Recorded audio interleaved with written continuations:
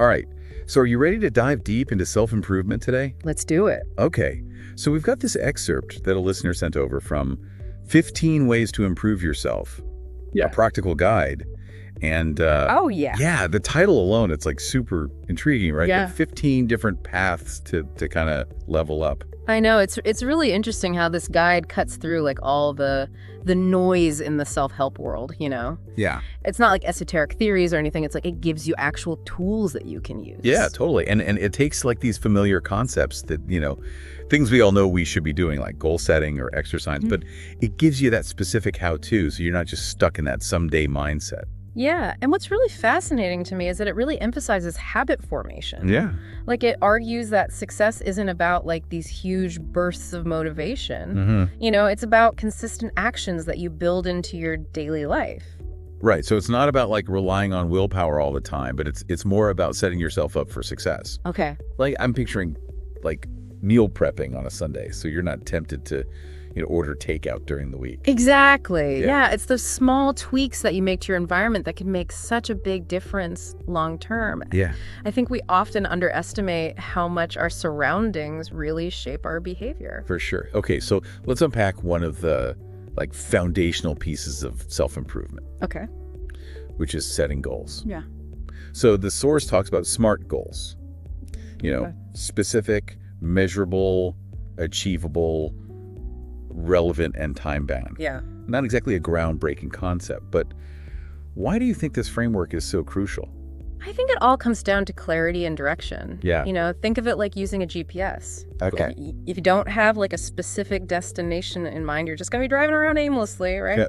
But if you plug in that precise address, that's your SMART goal. You've got a clear route to follow. Right, and that makes it less daunting too. Like for me, when I'm staring down a really vague goal, like be healthier, it's almost paralyzing. But if I break it down into like concrete steps, like work out 3 times a week, suddenly it feels way more manageable. Absolutely. And it also gives you a way to actually measure your progress. Did you hit your workout target this week? Right. Great. You're moving forward. If not, you can kind of adjust your approach. I like that. Okay, so let's get into some of those specific steps the source suggests, carving out time for reading every day, Okay. even just for like 10 or 15 minutes. Yeah.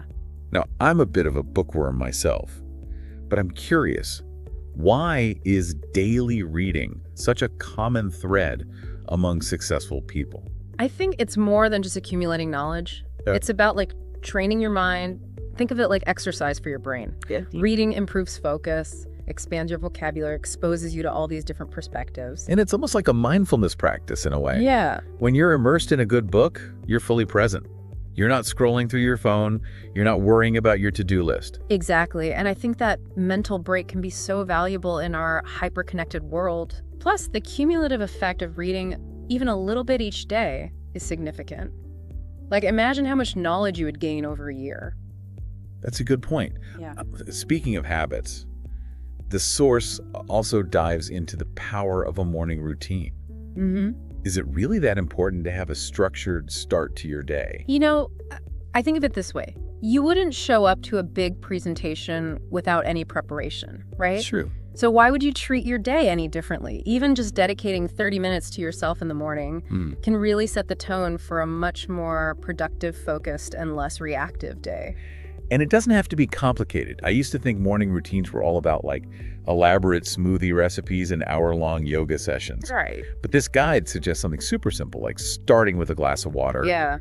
doing some light stretching, and then maybe a quick meditation. It's really about intentionality, How you choose to begin your day often sets the stage for how the rest of it unfolds. That's a good point. Yeah. Now, it's something I think a lot of people struggle with: exercise. I'll admit, I'm not always thrilled about hitting the gym. Yeah. But the source emphasizes that it's about more than just physical benefits. What's the connection to like mental well-being? Well, for starters, when you exercise, your body releases endorphins. Right. And these are natural mood boosters.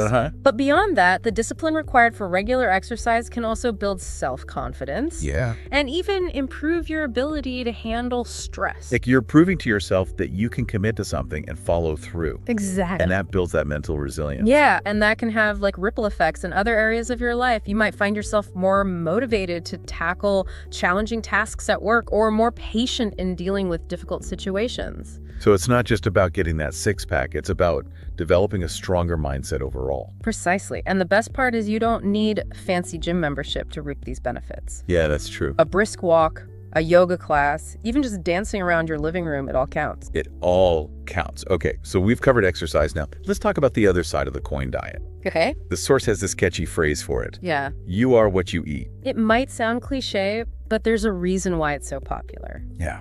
The food we consume literally becomes the building blocks of our bodies, our energy levels, even our moods. I definitely notice a difference in how I feel when I'm eating lots of fruits and veggies versus, when I'm surviving on pizza and coffee. Right. It's not about deprivation. It's about making mindful choices. Yeah. Could you swap that sugary soda for water more often? Uh-huh. Could you add an extra serving of vegetables to your dinner? Yeah. Those small shifts can really add up. They do. And it doesn't have to be about going on a crazy restrictive diet. It's about finding a way to nourish your body that feels good and sustainable. Absolutely. And remember, a healthy diet isn't just about physical health. It fuels your brain, too. Right. When you're giving your body the nutrients it needs, you're setting yourself up for better focus, clearer thinking, even a more positive outlook. All right, so we've tackled the basics goals, reading routines, exercise, and diet. What other gems does this guide have in store for us? Let's dive into those next. Let's do it. So welcome back to our deep dive into 15 ways to improve yourself. Okay. Let's keep this momentum going and explore some more of these practical tips for leveling up, Yeah, I'm ready to get tactical. We've covered a lot of ground, laying the foundation with habits, routines, taking care of ourselves. But now I want to know, how do we actually apply these ideas to specific areas of life? That's a great question. It's one thing to read about self-improvement. It's another to actually see it in action. Right. So let's kind of play this out. Okay. Imagine someone who's feeling really stuck in their career, kind of plateaued and not sure what their next step should be. Yeah. How could they use these principles to find clarity? That's such a relatable scenario. I remember feeling that way a few years ago. I was just going through the motions at work and it was draining. Yeah. I bet setting SMART goals would be a good starting point, right? Absolutely. Instead of just wishing for a better job, they need to define what that actually means. Yeah. What kind of work would light them up? What kind of company culture do they thrive in? Even things like salary expectations and work-life balance should be part of that goal. So instead of a vague, I want a new job, it's more like, I want to be a marketing manager at a company that values creativity with a salary of X and the ability to work remotely 2 days a week. Exactly. Once they have that clear picture, they can break down the steps to get there. Okay. Maybe they need to take some courses to build new skills, or maybe they need to start networking to connect with people in that field. And that's where stepping out of their comfort zone comes in, right? Networking can feel so awkward, especially if you're naturally introverted. It's definitely a challenge for a lot of people, but it's such a crucial skill to develop. Yeah. Attending industry events, reaching out to people on LinkedIn, even joining online communities, those small steps can really lead to big opportunities. It's like that saying, your network is your net worth. But beyond the professional realm, stepping out of your comfort zone can apply to personal growth too, right? Absolutely. Think about something you've always wanted to try but felt intimidated by learning a new language, taking a dance class, even traveling solo. Those experiences push you beyond your self-imposed limits, and they really build confidence. Okay, let's switch gears a bit. We've talked about feeling stuck in a career, but what about someone who's just feeling generally overwhelmed by life?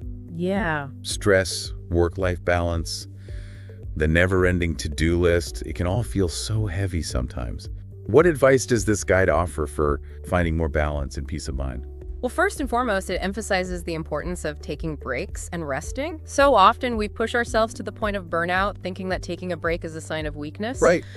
But it's actually the opposite. It's about prioritizing your well-being so you can show up as your best self. It's like that oxygen mask analogy on airplanes. You have to put on your own mask first before you can help anyone else. Exactly. And rest can take many forms. It might be a weekend getaway, a relaxing bath, or even just 5 minutes of meditation. Yeah. It's about intentionally disconnecting and recharging. I definitely notice a difference when I make time for those things. If I'm constantly on, I get more irritable, less focused. way less fun to be around. It impacts every aspect of our lives, and speaking of impact, this guide also highlights the importance of emotional intelligence, not just for navigating stress, but for building stronger relationships as well. So it's not just about recognizing your own emotions, but being able to understand and empathize with other people's feelings too. Exactly. It's about developing self-awareness, learning to manage your own emotional responses, and being able to communicate effectively with others, especially during times of conflict. You know, I used to think emotional intelligence was just something you were born with, but I've realized it's actually a skill you can develop through practice. Absolutely. It's like learning a new language. Yeah. The more you practice understanding and expressing emotions in healthy ways, the more fluent you become. And that fluency can make such a huge difference in your personal and professional relationships. I'm starting to see how these tips are all interconnected, like pieces of a puzzle that fit together to create a more balanced and fulfilling life. That's a great observation.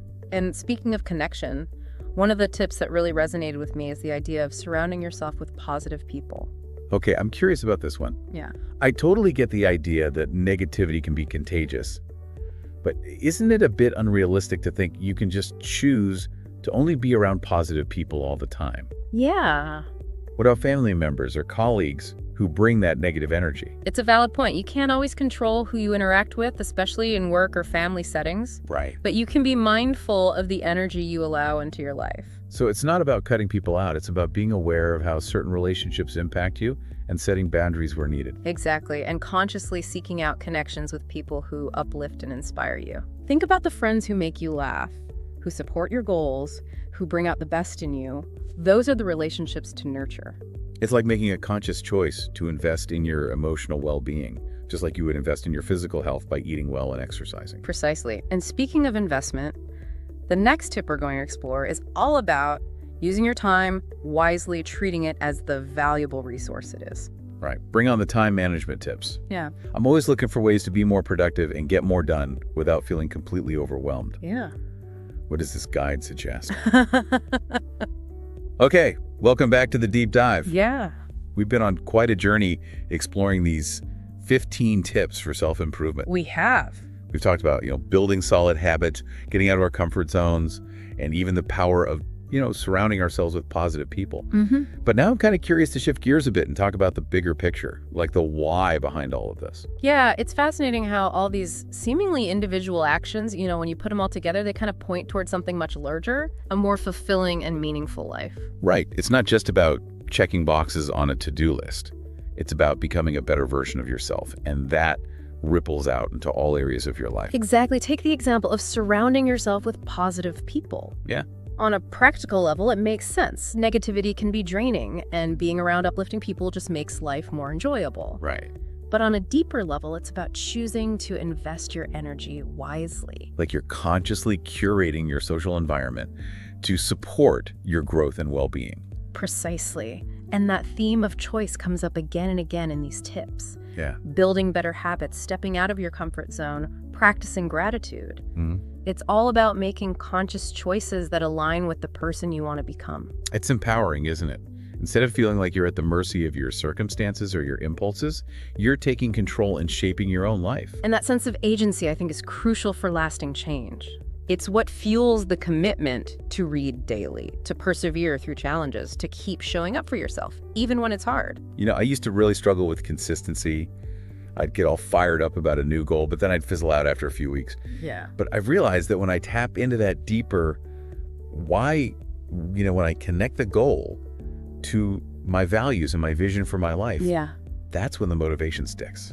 That's such a powerful insight. It's not just about what the specific actions, but it's about the why, the driving force behind those actions. Okay, so we've talked about the importance of choice and connecting to your why. What other insights has this deep dive sparked for you? Well, one thing that really stands out to me is this idea of synergy. Yeah. How these different tips kind of work together to create an exponential effect. It's not just about picking and choosing one or two things to focus on. It's about weaving them all together into a holistic approach to life. I love that analogy of weaving. It's like each tip is a thread. Yeah. When you combine them, they create this strong, intricate tapestry of personal growth.